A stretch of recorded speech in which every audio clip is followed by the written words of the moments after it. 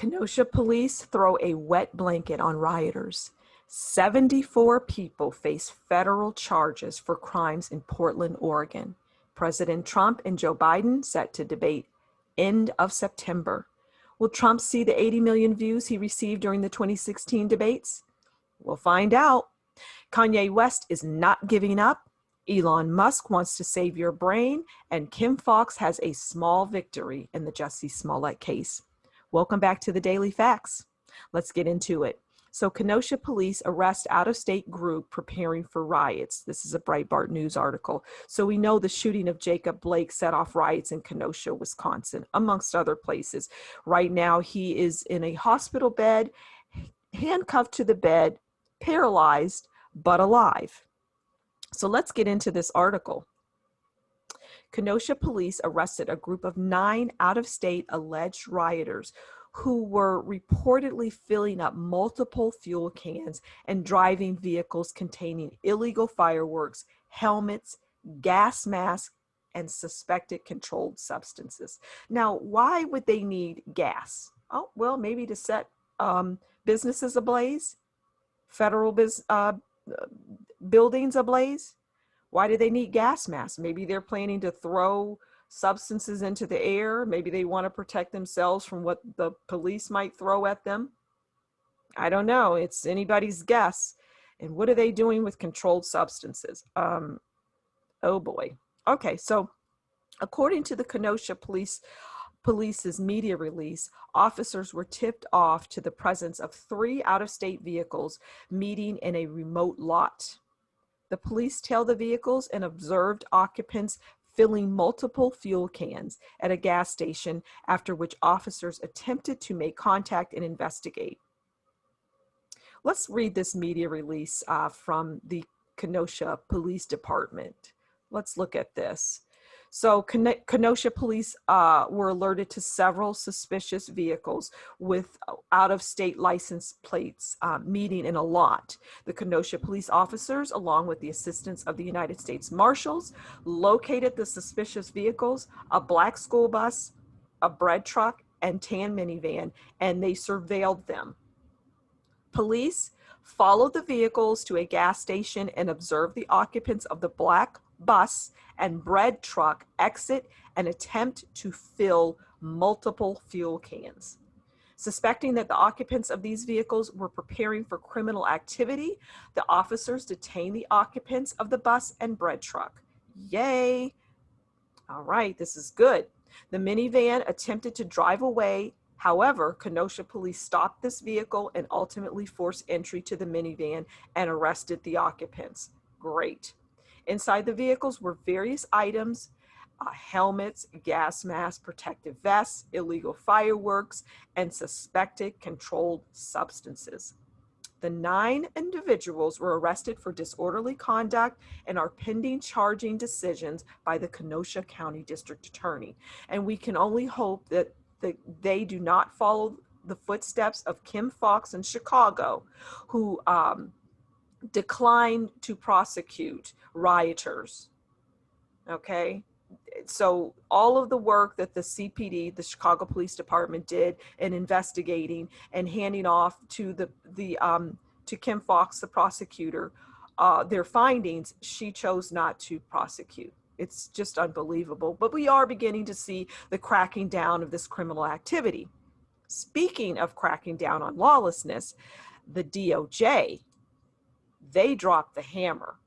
So there's 74 people who have been identified and are facing federal charges. So let me briefly explain federal.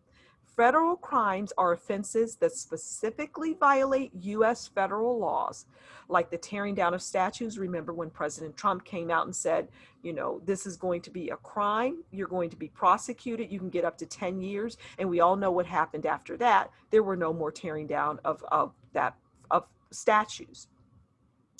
Okay, mail fraud, and kidnapping. Those are just other examples of federal law. So federal offenses are prosecuted by government agencies such as the Federal Bureau of Investigation, FBI, and they oftentimes carry more harsh penalties that are far more severe than those levied by state courts. So this is huge. Let's look at the statement that came out of the DOJ. So U.S. Attorney Billy J. Williams announced today that 74 people are facing federal charges for crimes committed adjacent to or under the guise of peaceful demonstrations in Portland since at least May 29, 2020. For more than 90 consecutive nights, can you imagine? I just want to pause there. For 90 days, the Portland community has been held hostage to all of this mayhem. Portland has been home to large demonstrations and protests against police use of force and anti-Black racism. On many nights after peaceful demonstrations in various public and private buildings have been the target of vandalism and destruction. Local, state, and federal law enforcement working to protect these buildings and ensure the safety of peaceful demonstrators have been subjected to threats and assaults from violent agitators while performing their duties. So they're attacking them, physically, violently attacking them. Violent agitators have hijacked any semblance of First Amendment protected activity, engaging in violent criminal acts and destruction of public safety, said U.S. Attorney Williams. Yes, it's unbelievable. Let's move on. Since May 26, 2020, federal law enforcement authorities have arrested 100 people for crimes committed during local demonstrations. 74 face federal charges, including felonies, misdemeanors, and citation violations. Crimes include assaults on federal officers, some resulting in serious injuries, arson and attempted arson, damaging federal government property, failing to obey lawful orders, and unlawful use of a drone, among others. I mean, who are these people and why do they think they have the right to burn down people's businesses that they've had for decades, family-owned businesses? What gives them the audacity of these people? What gives them the right to do this? They have no remorse. So as you can see here, these are the 75 people that have been charged, and they are young people, as you can see, mostly people in their 20s and 30s. We have a few older people, 54, I believe, and 65. But by and large, you have young people, and they are ruining or have ruined their lives. And yeah, if we just look at some of these charges: assaulting a federal officer, creating a hazard on a federal property, disorderly conduct, and failing to obey a lawful order, destruction of federal property, assaulting a federal officer. It's unbelievable. Attempted arson, damaging government property, and just several assaulting a federal officer. 11 others have been issued citation violations. All defendants, unless noted, are presumed to be local residents. Several of the charges being used to prosecute violent agitators carry a significant maximum prison sentences. For example, felony assault of a federal officer with a dangerous weapon is punishable by up to 20 years in prison. So they can get up to 20 years. Arson is punishable by up to 20 years in prison with a mandatory minimum sentence of 5 years. Okay, so that's a mandatory minimum of 5 years. I mean, when you're committing arson, the goal is to burn down the building, but you don't know if there are occupants in the building. Sometimes there are, and you have now killed someone. So voting is the answer if we want law and order, and President Trump will certainly provide that law and order. We just have to get out and vote, right? Speaking of voting, it appears President Trump and presidential Democrat nominee Joe Biden will be on Tuesday, September 29th, they will be debating. So this is, this is huge. So yes, their first debate is on Tuesday, September 29th at Case Western Reserve University in Cleveland. So do mark your calendars for that. The second debate is on Thursday, October 15th at the Adrienne Arsh Center for the Performing Arts in Miami.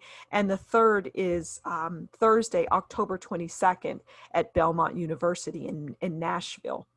Now, we know this is going to be a train wreck because Joe Biden he's good on a teleprompter. He's decent on a teleprompter, I should say. He can read words, but when he's off script, it's a train wreck. And President Trump is going to destroy him. Now, we know the coronavirus is making things difficult and different and unusual. We're in uncharted waters, but the debates must happen, and preferably in person. They can practice at social distancing. Those podiums can be 6 feet apart, but my preference is for them to be live and in person. It's best that way. The vice presidential debate will take place in October, and that's on Wednesday, October 7th. That's with Vice President Pence and Kamala Harris. Okay. So speaking of voting, there's a Pew Research out there, and this I thought was pretty fascinating. It's 5 facts about presidential and vice presidential debates. So the first fact is the debates draw a lot of viewers, and we know this. So let's take a look at this chart. So in 1960, Kennedy and Nixon had 66.4 million viewers. That's huge. And you can see here they had 61.9 and so on and so forth, but they stayed at least 60 million. In 1976, Carter and Ford had 69.7. And their VPs, Mondale and Dole, they had 43, which isn't too shabby. Okay. Let's see. In 1984, Mondale and Reagan had 65.1. And Ferrero and Bush the VPs had 56.7. Clinton, Bush, and Perot had 62.4, right? And the Gore, Quayle VPs had 51.2, which wasn't too bad. So let's just keep going. Obama and McCain had 52.4 in 2008. And Joe Biden and Palin had 69.9. They had more than Obama and McCain, but people were very interested in Sarah Palin, and they came out and showed that interest. Obama and Romney in 2012 had 67.2.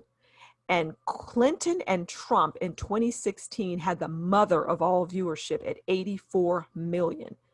Kaine and Pence had 37.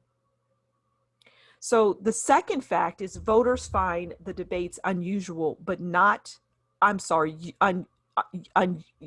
let me go back. Voters find the debates useful, but not determinative.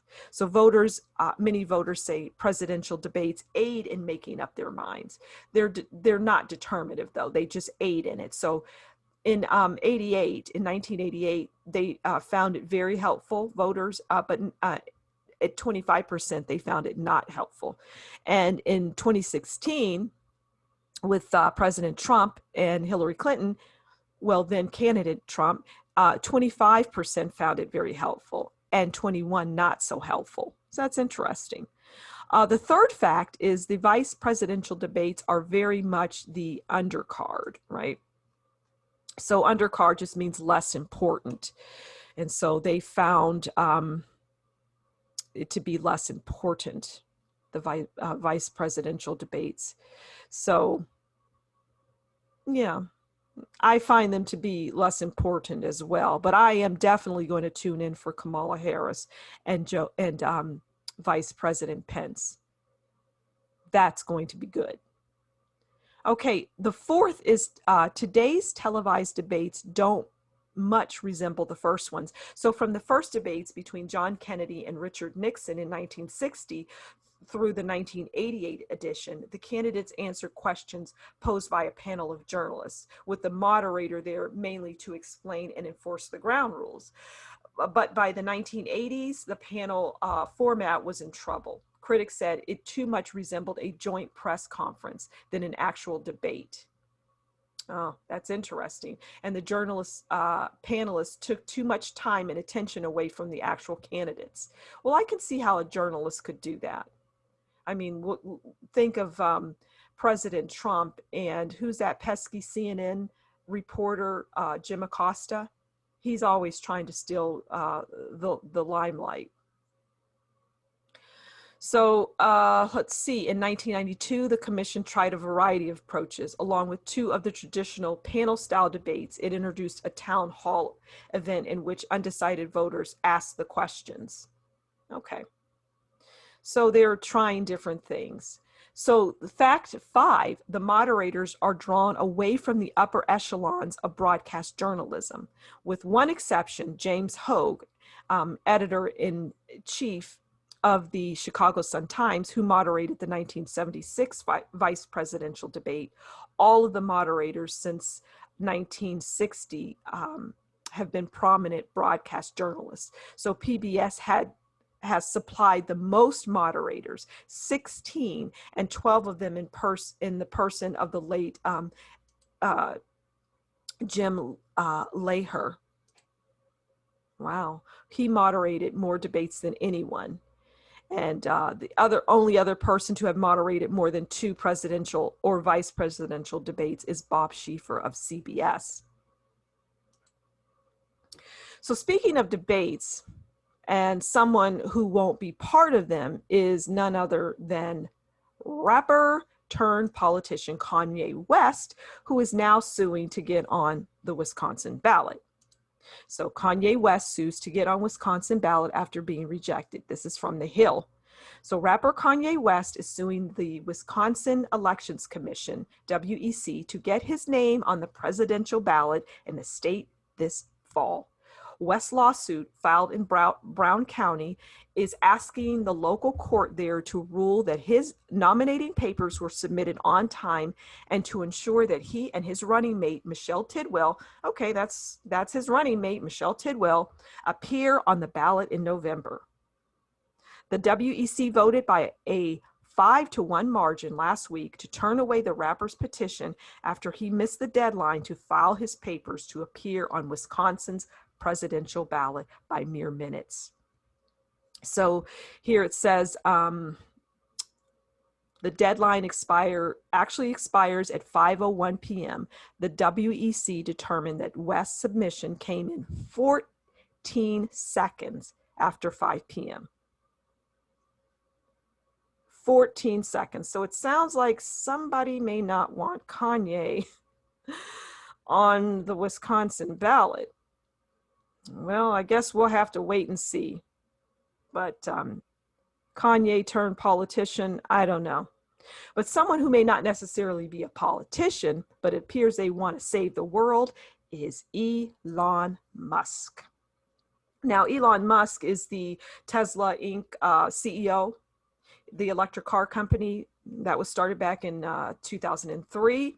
And Musk also founded Space Exploration Technologies, SpaceX, and that develops and manufactures space launch vehicles. Say that 3 times, and with a focus on advancing the state of rocket technology. So now he wants to make your brain better with Neuralink. Now, it's not a leap for Musk to have created Neuralink Corporation. And Neuralink is a neural technology company that Musk founded in 2016. And they develop implantable brain-machine interfaces. So let's take a listen to what Elon Musk is telling us about Neuralink. What's our goal? Our goal is to solve important spine and brain problems with a seamlessly implanted device. So you want to have a device that you can basically put in your head and feel and look totally normal, but it solves some important problem in your brain or spine. That's fascinating. So it's an implantable device that solves problems in your brain or spine. I mean, it's fascinating. Let's keep listening.